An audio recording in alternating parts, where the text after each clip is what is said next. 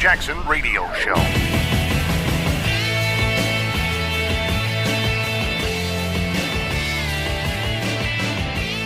Welcome back, everybody. Kevin Jackson here. It's Kevin Jackson Show. Donald Trump Jr. shot back at the New York Times on Twitter for being surprised that he took commercial flights from New York to the Yukon Territory in Canada and actually sat in economy class. And he tweeted, "Why is this so hard to believe?" And here's what I want to say about this. The reason why this is difficult to believe is because the New York Times is used to leftism. They're used to billionaires acting like billionaires. Now, don't misunderstand me. Donald Trump's got a private jet, his father. He's got a private jet. He flies around because it's convenient. That's it. Trump likes the attention. If he could fly around with people and get where he wanted to go on commercial airlines, he'd do it in a New York minute. Why would he incur the cost of a plane, ownership and maintenance? If you don't know what it costs to maintain a plane, believe me, you better be a billionaire. This guy's got a 747, I believe. I have a buddy who's a billionaire who's got I want to say it's a Citation. It seats like 12. And he complains when he takes that booker out on fuel and things like this. I can't imagine what Trump pays to have that plane at the ready. But it more than makes up for it because his time is worth money. That's the way he sees it. Now, Junior is not his dad. He doesn't have billions. He may be getting billions when his dad dies or whatever, but he doesn't act like that. They don't understand. The left can't figure out, why aren't these a bunch of pretentious, act like the Obamas who don't have any money but want to act as if they're billionaires? Why don't they act like Pelosi, who wants the Air Force planes to be at her disposal and wants escorts? They don't get it. These are guys that have their money because they're fiscally responsible, and they're trying to teach the nation to be that. Look at how Trump ran his campaign.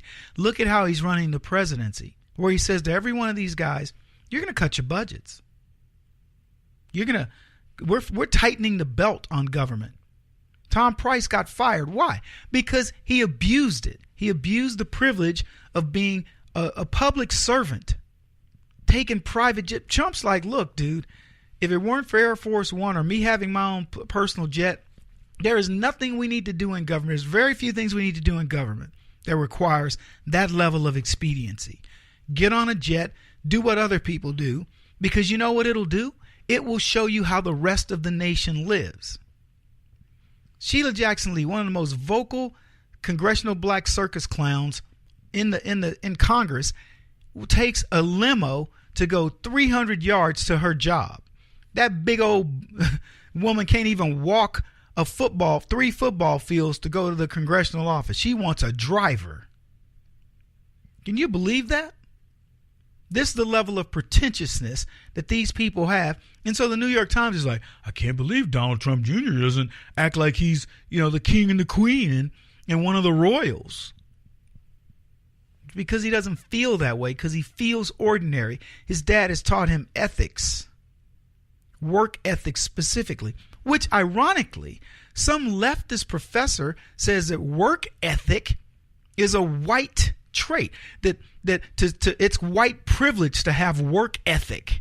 Can you imagine the level of racism that exists in that statement? It's white privilege to have work ethic?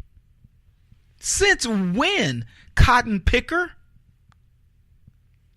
I mean, what a slap in the face to everybody that's ever worked in that hot sun picking cotton for these bourgeois leftists so they could have their pretty little, scarves and cloths. But that's the way they are. You don't even think about the ramifications of what they say. Look, this is a short segment, so I want to touch on a little bit about this Hugh Hefner thing. I know this isn't a big issue to folks, but let me tell you what my thing was. I talked about how when I was a kid, and this is kind of how liberalism gets you, right? You have a natural affinity to sex, right? So when you're a kid, especially coming at 13, 14, 15 years old, boy or girl, you're starting to get, the discussion of sex comes into your brain. It's natural. It's just a product of your genetics. So this guy who my family worked for, Tommy, had a place that my grandmother would go clean, and I would always volunteer to go because Tommy had Playboys laying around, and I'd be cleaning and just kind of happen to throw the page open, and but at the time, and it was funny, I read the letters to the editor, which were really salacious and interesting. In fact, I know this is weird, but I preferred them over looking at the girls. I mean, you see the girls, but once you flip through there and you've seen, one pair of breasts, you've seen them all. So it wasn't that big of a deal. But anyway, I wanted to go. And I remember this coming of age time where there was like a big deal, to go to Tommy's house because I knew I was going to get to see the latest Playboy, because we only went over there about once a month. But as I grew up, I told a story that I won a thing to the Playboy Mansion, a gold card to not the mansion, but they had these clubs. I never went because they shut them down shortly after I got my card. I won it in a contest. And so they shut it down. And it was good anywhere they had one of these Playboy clubs. And I think the girls were just dressed as bunnies, but you could go in and smoke cigars and have drinks or whatever. Probably at 3 times what you'd pay to go anywhere else, but you felt special because you had the card. So I had that.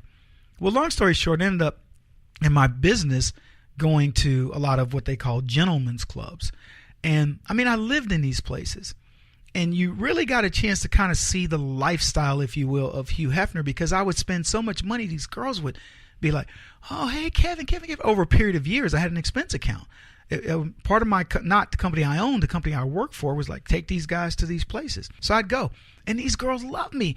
And we got to be friends. And I knew all about them. I knew their heartaches. I knew that some were married, some weren't. Some were working their way through school. Others were, too old to get another job, didn't have expertise.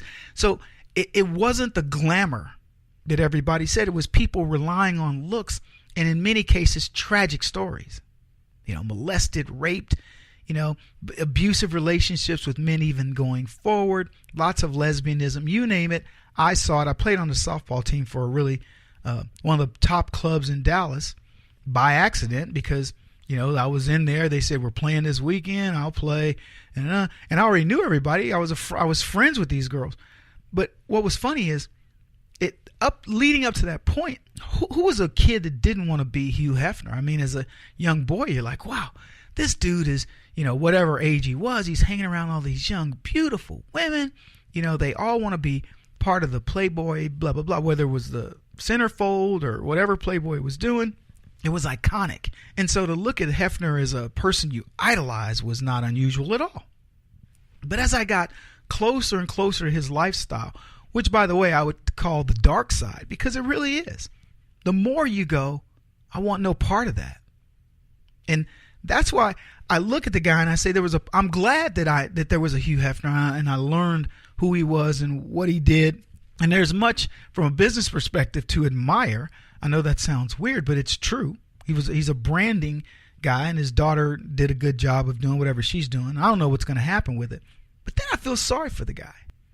At the end of his life, being that guy that's still chasing young women and not happy, in whatever he had built for himself, which wasn't very much when you really look at the scheme of things.